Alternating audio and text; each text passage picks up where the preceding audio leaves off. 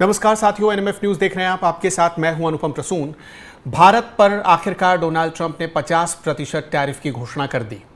इसका भारत पर क्या असर होने जा रहा है? भारत के बारे में इंटरनेशनल मीडिया में ऐसी खबरें क्यों अब प्रोपेगेट की जा रही हैं कि भारत का टेक्सटाइल उद्योग बर्बाद हो सकता है? इसमें कितनी सच्चाई है? भारत में भी कुछ लोग ऐसे हैं जो सरकार पर दबाव बना रहे हैं। कल से ये खबर लगातार तैर रही है कि भारत में कुछ ऐसे ट्रेड एसोसिएशन के लोग हैं जो मोदी सरकार को अपने फैसले पर पुनर्विचार करने की बात कर रहे हैं। वो विरोध कर रहे हैं कि सरकार अमेरिका से बात करे। तो क्या वो सरकार पर दबाव बनाना चाहते हैं? आज हम इन दोनों पहलुओं को समझेंगे कि टैरिफ के तोड़ के तौर पर नरेंद्र मोदी के पास क्या हथियार हो सकता है। भारत जो हमेशा आपदा में अवसर ढूंढ लेता है, कि आपकी बार भी वो ऐसा कर पाएगा? ये मत भूलिए कि ब्रह्मा चिलानी जैसे लोग ये कह रहे हैं कि ट्रंप कामयाब हो गए। ट्रंप भारत को चीन की तरफ धकेल रहे हैं और जिस चीन से भारत ने दूरी बनाई, अब फिर से उसी चीन के पास मोदी जा रहे हैं। ये भारत के लिए ठीक नहीं है। तो बड़े एक्सपर्ट जो कमेंट कर रहे हैं वो लगता है कि थोड़ा भारत के लिए नुकसान है, लेकिन एक तरफ नरेंद्र मोदी कहते हैं कुछ नहीं होगा, हम सब संभाल लेंगे। तो क्या बात है? दो खास मेहमान हमारे साथ जुड़े हुए हैं। बशेष गाला बिजनेस एक्सपर्ट हैं, बहुत बहुत स्वागत है बशेष जी आपका। और प्रियदर्शी रंजन जो कि राजनीतिक विश्लेषक हैं, वो भी हमारे साथ जुड़ेंगे। बहुत बहुत स्वागत है आपका। गाला साहब, मैं आप ही से शुरुआत करना चाहूँगा। आप बिजनेस एक्सपर्ट हैं। देखिए, दो परिस्थितियां हैं इस वक्त सरकार के पास। एक इंटरनेशनल प्रेशर है, अमेरिका का खास तौर पर यूएस का प्रेशर है। यूएस इसे टैरिफ नहीं सैंक्शन कह रहा है। आप इसे कैसे देखते हैं? इस टैरिफ को लगाने के बाद, यानी 50% टैरिफ के बाद भारत पर इसका क्या असर पड़ेगा? पहले आप बैकग्राउंड समझ ले कि ट्रंप ये पूरे दुनिया को टैरिफ्स क्यों दे रहे हैं। वो अगर आप बैकग्राउंड समझ लेंगे ना तो लॉन्ग टर्म गेम बहुत इजी हो जाएगा। यूएसए बहुत बड़े कर्जे में, और ये कर्जे को चुकाने के लिए वो क्या करता है, नॉर्मल कंट्री क्या करता है कि वो खर्चे कम करेगा।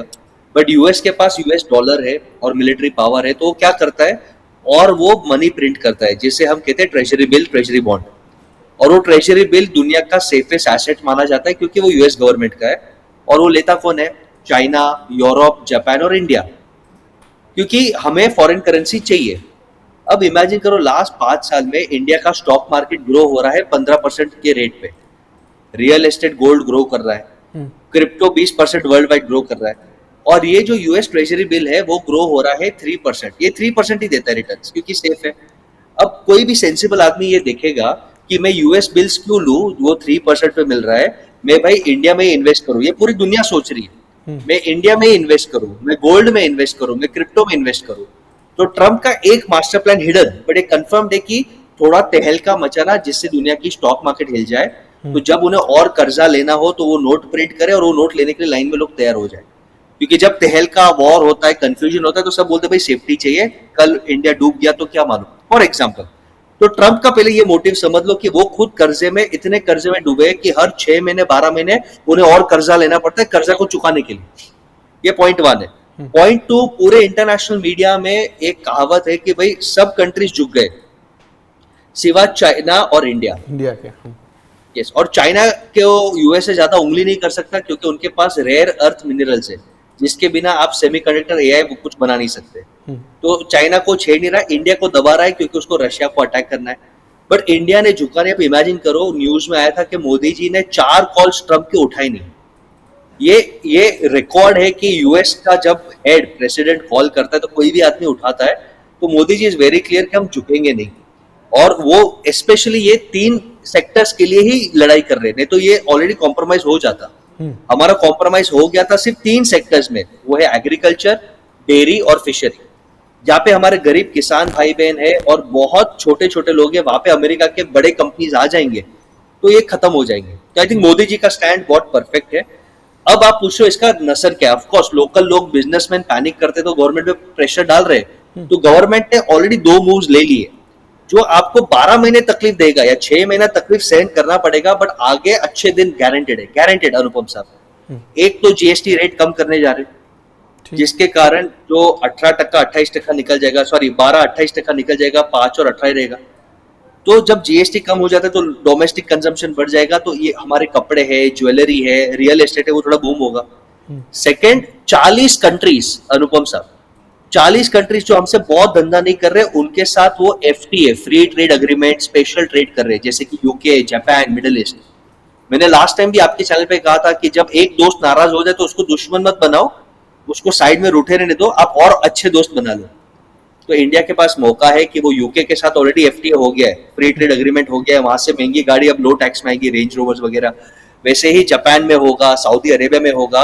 एंड इसका इनडायरेक्ट नतीजा कि चाइना के साथ हमारा व्यवहार चालू हो गया। इमेजिन करो टिकटॉक के रील्स चालू हो जाएंगे कुछ टाइम पे। इमेजिन करो इंडिया चाइना के फ्लाइट्स चालू हो गए, और चाइना अब हमको रेयर अर्थ मिनरल्स दे रहा है। तो आई थिंक हमें 6 महीने का स्ट्रगल है, बट ये स्ट्रगल के बाद अगर हम और अच्छे दोस्त बना लेते हैं और ट्रेड को स्ट्रॉन्ग करते हैं, डोमेस्टिक कंजम्पशन को स्ट्रॉन्ग करते हैं, तो डेफिनेटली हम 6 महीने के बाद हम ऊपर आएंगे। लेकिन ये हमने कल देखा, कुछ ट्रेड एसोसिएशन के लोग विरोध पर आए। कुछ ऐसे एक्सपर्ट हैं जिनको मतलब जियो पॉलिटिक्स की समझ है, वो जो मैसेज दे रहे हैं पब्लिक के बीच, वो यही परसेप्शन बना रहा है कि मोदी सरकार फंस गई है, फिर से वही चीन के पास जाना पड़ रहा है, उसी चीन के पास जिसने हमें बहुत बार धोखा दिया है। बिल्कुल। देखो, चीन पे डिपेंडेंसी हमारा है और वो ट्रेड डेफिसिट बहुत बढ़ रहा है, लेकिन इसके लिए ये टाइम गवर्नमेंट ने बहुत स्मार्टली 40 नेशन का प्लान बनाया है कि हम चीन के साथ तो चलो मजबूरी है, बट हम क्यों ना फ्रांस, क्यों ना यूके, क्यों ना सऊदी अरेबिया, क्यों ना जापान, क्यों ना ऑस्ट्रेलिया, ये कंट्रीज में हम अग्रेसिवली FTA करेंगे। आप देखो गवर्नमेंट अपना रेवेन्यू किल कर रहा है, तो कहीं ना कहीं फ्यूचर में सब्सिडीज हिट हो गए, मोदी गवर्नमेंट का इमेज हिट होगा, बट ये देश के फ्यूचर के लिए करना पड़ता है। और अनुपम जी, जब कोविड हमको खत्म नहीं कर पाया, कोविड के टाइम पे भी सब एजेंसीज रो रहे थे और सब संस्थाएं रो रहे थे कि हम मर जाएंगे, 99% सर्वाइव कर गए। ये हम इंडियंस की खासियत है, हम जुगाड़ करके कुछ भी करके जी लेंगे। कोविड में ऑलमोस्ट 1 साल 90% धंधा नहीं था, तो भी हम आज थ्राइव कर रहे हैं। तो ये तो 3-6 महीने की बात है, और ये कुछ ना कुछ रशिया भी हमें हेल्प करेगा। 6 महीना पीड़ा होगा, हम निकल जाएंगे। इसमें मैक्सिमम मैं आपको बोलता हूँ तो श्रिम्प्स यानी जो फिश है, अपैरल, फर्नीचर और मशीनरी, ये बहुत इंपैक्ट हो गया क्योंकि उस पर 50, 60, 70% टैरिफ आ गया है। लेकिन देखो, ट्रंप इतना शाना है कि एप्पल इंडिया में मोबाइल फोन बना रहा है, और 86% हम एक्सपोर्ट USA में एप्पल का आईफोन्स कर रहे हैं, उस पर आज भी टैरिफ 0% है। यानी जो उनको चाहिए वो 0% है। तो जैसे वो देखेंगे कि हमारा ब्लैकमेल का असर नहीं हो रहा है, वहां का ऑडियंस भी भड़केगा, क्योंकि महंगाई उनको लगेगी। टेम्पररी, अनफॉर्चुनेटली वियतनाम, बांग्लादेश को अपैरल का बिजनेस चला जाएगा, बट वहां पे महंगाई बढ़ेगी तो गवर्नमेंट पे प्रेशर आएगा और कुछ ना कुछ रास्ता निकल जाएगा। मैं श्योर हूं कि हम अगर आज झुके तो जिंदगी भर हम झुक जाएंगे, और अपोजिशन तो यही मौके में वेट कर रहा है कि अगर मोदी जी ने कॉम्प्रोमाइज कर दिया तो उनको चिल्ला चिल्ला के वो खत्म कर देंगे। तो आई थिंक ये बहुत स्मार्ट मूव है। 6 महीने तकलीफ देख लेंगे, बट आगे डेफिनेटली हम इससे बाहर निकल पाएंगे और हमारा ग्रोथ स्टोरी चालू रहेगा। बहुत जल्द हम वर्ल्ड के 3rd इकोनॉमी बनने वाले, बहुत जल्द मेक इन इंडिया जेन्युइनली चालू हो रहा है। We are making the first semiconductor chip. अब तक मेक इन इंडिया में ऐसा था कि चाइना से बनाओ, यहाँ पे असेंबल करो। अब जेन्युइनली आईफोन यहाँ पे बन रहे हैं, सेमीकंडक्टर यहाँ पे बनेंगे। तो आई थिंक इंडिया का मूवमेंट अच्छा है, इंडिया सर्वाइव करेगा, ग्रो करते रहेगा। प्रियदर्शी जी, आप इसे कैसे देखते हैं? क्या भारत के पास ये एक अपॉर्चुनिटी की तरह है या भारत को एक लॉस की तरह है? देखिए, भारत के लिए अभी तो लग रहा है कि चुनौती है, लेकिन इस चुनौती से पार पाना ही भारत की खासियत है। पिछले कुछ समय से जिस तरीके से भारत पर तमाम तरीके से दबाव बनाने की कोशिश कभी चाइना करता है, कभी अमेरिका करता है, कभी अन्य देश करते हैं, और भारत उसके बीच बखूबी निकल करके बेहतर होकर के सामने आता है। ट्रैक रिकॉर्ड बता रहा है, वो बता रहा है कि इस तरीके की चुनौतियों से भारत निश्चित तौर पर निपट लेगा। और नरेंद्र मोदी ने योजनाएं बनाई होंगी, उनके जो सलाहकार हैं, विदेश मंत्री हैं, तमाम लोगों ने इसको लेकर के गहन विचार मंथन जरूर किया होगा। और टैरिफ के इस कदम से देखिए, एक नैरेटिव तो देश में चल पड़ा है, कोई माने या ना माने। नैरेटिव ये है कि मोदी सरकार की डिप्लोमेसी फेल हो चुकी है। हाल में जैसे ही ये खबर आई कि नरेंद्र मोदी साहब प्रधानमंत्री जा रहे हैं SCO में, वैसे ही इस बात पर मतलब सडनली बहुत तेज़ नैरेटिव चलने लगा कि डिप्लोमेसी फेल हो गई है। और कुछ ऐसे भी लोग सामने आए जो कह रहे थे हम देखा हम तो पहले से कह रहे थे डिप्लोमेसी फेल है, उनको एक मौका मिल गया। नहीं, मैं इसको इस तरीके से नहीं देखता हूँ। मैं इसको इस तरीके से देखता हूँ, पहली बार भारत अमेरिका के आँख में आँख डाल करके बात कर रहा है, उसको उसी तरीके से जवाब दे रहा है जिस तरीके से जवाब देना चाहिए। ऐसा पहले भारत नहीं करता था। अमेरिका खुद को अपवाद की श्रेणी में रखता है। वो मानता है कि वो अपवाद वाला देश है, उसके नियम कायदे कानून सब अपवाद हैं, उस पर दुनिया का कोई नियम कायदे कानून लागू नहीं होता है। वो दुनिया पर कायदे कानून लागू करता है, लेकिन पहली बार वो भी घिरा हुआ है। नरेंद्र मोदी ने या भारत की सरकार ने जिस तरीके से अमेरिका के तमाम जो उसके फर्जीवाड़े चल रहे थे, एक परसेप्शन बनाने की कोशिश हो रही थी, उसको तोड़ा है। अमेरिका के तमाम दबाव के बावजूद रसिया से अपने संबंध मधुर रखे हैं, रसिया से इनका तमाम तरह का ट्रेड चल रहा है। नहीं, गाला साहब ने तो एक क्लियर कर दिया ना कि रूस से तेल खरीदने वाला तो मामला ही नहीं है यहाँ तो। जी गाला साहब, मामला तो कुछ और ही है, वो तो उसका बहाना बना रहा है अमेरिका। यस, डिप्लोमेसी में बोलता हूँ कि हम कहीं ना कहीं चूक गए 100%। मैं आपको लॉजिक भी समझाता हूँ। ये विश्व गुरु का इमेज, सोशल मीडिया पे लड़ने का इमेज, तो 2 रीजन है। आप देखो, इंडिया पाकिस्तान का वॉर ऑपरेशन सिंदूर 2 महीने पहले हुआ था। पाकिस्तान के सामने चाइना सपोर्ट में आया, टर्की सपोर्ट में आया, अजरबैजान सपोर्ट में आया, यूएसए इंडायरेक्ट सपोर्ट में आया। इंडिया के सपोर्ट में कोई एक देश ने नहीं बोला सिवाय इजराइल। बाकी सबने न्यूट्रल बोला, हाँ टेररिस्ट अटैक नहीं होना चाहिए। कौन ओपनली आया? आप देखो, हम सबको दोस्त बनाने के चक्कर में कुछ ऑर्डिनरी दोस्त बना लिए। पॉइंट 1। पॉइंट 2, ये विश्व गुरु के बदले हम अपने आप को रिपोजिशन करते विश्व मित्र, कि हम सबसे अच्छे मित्र हैं। हमको गुरु क्यों बनना है भाई? क्यों ईगो? देखो ऑलरेडी लोग इंडिया से जल रहे हैं, इतना फास्ट ग्रो हो रहा है, इतनी इकोनॉमिक ग्रो हो रही है। तो ये पोजीशनिंग जो सोशल मीडिया वॉर पे हम लोग लड़ रहे हैं, उसको अगर हम विश्व गुरु करें तो इंडिया को डेफिनेटली डिप्लोमेसी को रीथिंक करना है। सबको दोस्त बनाने के चक्कर में हमने रियल दोस्त गवा दे। और कल उठ के समझो इंडिया चाइना का वॉर होगा, लेट्स अज्यूम यूएसए गया, रशिया नहीं आएगा क्योंकि वो चाइना से क्लोज है। पाकिस्तान, नेपाल, बांग्लादेश ऑलरेडी चाइना के खिलाफ साथ है। इंडिया के साथ इजराइल के अलावा खड़ा रहेगा कौन? और आज ऑन पेपर हम जितने भी हमारे आर्मी की तारीफ कर ले, they are the best in the world, देश की तारीफ कर ले, ऑन पेपर उनका इंफ्रास्ट्रक्चर, उनकी मिलिट्री, उनका स्ट्रेंथ हमसे बहुत ज्यादा है। तो we need to make serious friends, we really need to make good विश्व मित्रस। हमें विश्व गुरु का नैरेटिव कट करना चाहिए, या कहीं ना कहीं नरेंद्र मोदी का स्ट्रॉन्ग पर्सनल ब्रांडिंग शायद बैकफायर हो सकता है या हुआ है, और उन्होंने नहीं, शायद सोशल मीडिया पे जो उनकी टीम है या जो बाकी लोग हैं उन्होंने किया है, वो शायद बैकफायर हुआ है। काउंटर नैरेटिव नहीं जनरेट कर पाए, नहीं कर पाए। इंडिया पाकिस्तान में देखो ना, पूरा world media initially Pakistan war जीता, ये वर्ल्ड मीडिया बोल रहा है, हम एक्सेप्ट करें। बाद में जब हमने प्रूफ दिया तब उन्होंने बोला नहीं इंडिया जीता है। तो we need to rework our diplomacy. Jaishankar साहब को लेजर वाले लाल आग को दिखा के पोस्ट डालना, उससे डिप्लोमेसी नहीं जीता जाता। प्रियदर्शी जी, फिलहाल मोदी के पास रास्ता क्या है? पीएम मोदी क्या, देखिए जब भी वो कुछ मूव लेते हैं लोगों को सरप्राइज में डालते हैं, तो क्या इस बार भी कुछ ऐसा मूव है उनके पास? देखिए, अभी तो खुल करके कुछ बातें सामने आई नहीं है, लेकिन निश्चित तौर पर कुछ तो अंदर खाने की रणनीति होगी, जो समय आने पर चीज़ें होंगी। जिस तरीके से रसिया के मामले पर भारत को दबाव में लाया जा रहा है, तो यकीन मानिए कि ऐसा नहीं है कि भारत ने कोई नीति तैयार नहीं किया होगा, कोई डिप्लोमेसी तैयार नहीं किया होगा, दुनिया से इसकी दोस्ती नहीं चल रही होगी अन्य देशों के साथ। भारत अंदर खाने अपने प्रयास कर रहा है, समय आने पर वो दिखेगा।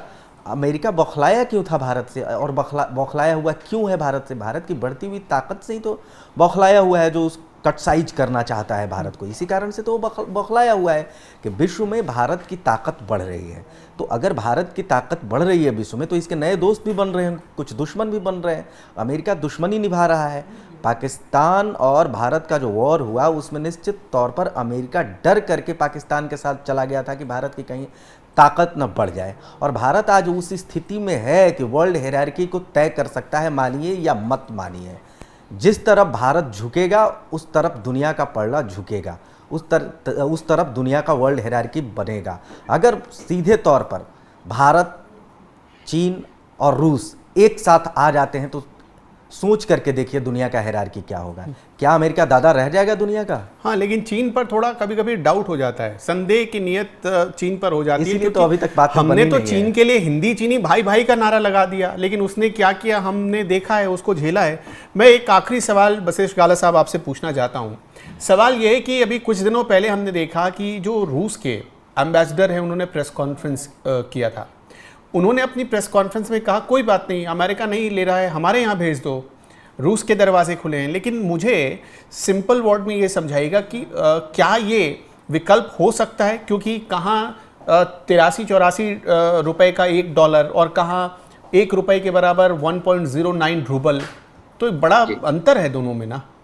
नहीं, I think Russia friendship extend करेगा, और गुड न्यूज है कि रशिया जब बाई करता है तो इंडियन रुपी में बाई करता है। ये हमारा स्पेशल डील हुआ था कि हम डॉलर में नहीं, रशियन में नहीं, हम इंडियन रुपी में बाई करेंगे। हाँ, लेकिन मैं जो कहना चाह रहा हूँ कि अमेरिका में ज्यादा उसी सामान की ज्यादा कीमत मिलती थी। देखो, आज भी मैं एक पोजीशन करूंगा, अमेरिका आज भी हमारा दोस्त है, दुश्मन नहीं है, ये मेरा एनालिसिस है। वो रूठा हुआ दोस्त है, और उसका रीजन एक ही है, ट्रम्प का ईगो। इंडिया पाकिस्तान वॉर में पाकिस्तान ने बोला थैंक यू ट्रम्प, तुमको डॉलर तुमको नोबेल प्राइज देंगे, तुमको ये करेंगे।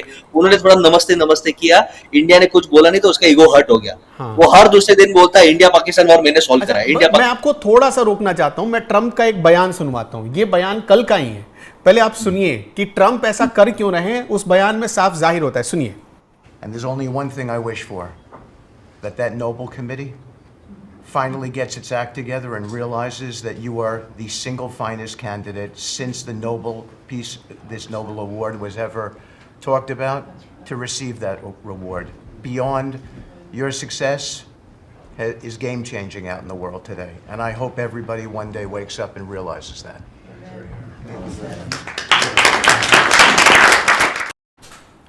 तो वही देखो, ईगो। हाँ जी, ये ईगो का इशू है। पाकिस्तान ने भरपूर ईगो मसाज किया, तो पाकिस्तान को प्लेन्स भी मिल रहे हैं, लोन भी मिल रहे हैं, सब मिल रहे हैं। काश अगर इंडिया ने वो टाइम इतना बोलता कि डोनाल्ड ट्रंप थैंक यू, आपने हेल्प किया, लेकिन हम सक्षम थे, हम शायद वहां पे चूक गए। बट ठीक है, जो हो गया वो हो गया। ये ईगो का गेम है। कहीं ना कहीं मोदी जी बहुत स्मार्ट है, और एक कदम उन्होंने लिया है। उन्होंने ईपीसीस बनाए, ज्यादा एक्सपोर्ट प्रमोशन काउंसिल, जो ट्रेड इंडस्ट्री के साथ स्पेशल हब्स जैसे सूरत है, पानीपत है, तिरुपुर है, वहां पे बैठ के इसको क्या एक्सपोर्ट कराना है दूसरे देशों में, वो गवर्नमेंट ने ये स्पेशल कमेटी बनाया, और ये अपना काम करेंगे। मोदी जी के अंदर काम होगा, 80% काम होगा, लेकिन होगा जरूर। बहुत बहुत शुक्रिया प्रियदर्शी जी, आपका भी, वशिष्ठ गाला साहब आपका भी। आप दोनों ने बहुत अच्छे से समझाया है कि भारत के पास क्या विकल्प है, और जो भी भारत के पास विकल्प है, यकीन मानिए उसके लिए थोड़ा आपको इंतजार करना पड़ेगा, लेकिन नतीजे, परिणाम भारत के पक्ष में ही आएंगे। दर्शकों, आपका इस वीडियो पर क्या कहना है, कमेंट में जरूर बताइएगा। फिलहाल इस वीडियो में इतना ही। नमस्कार।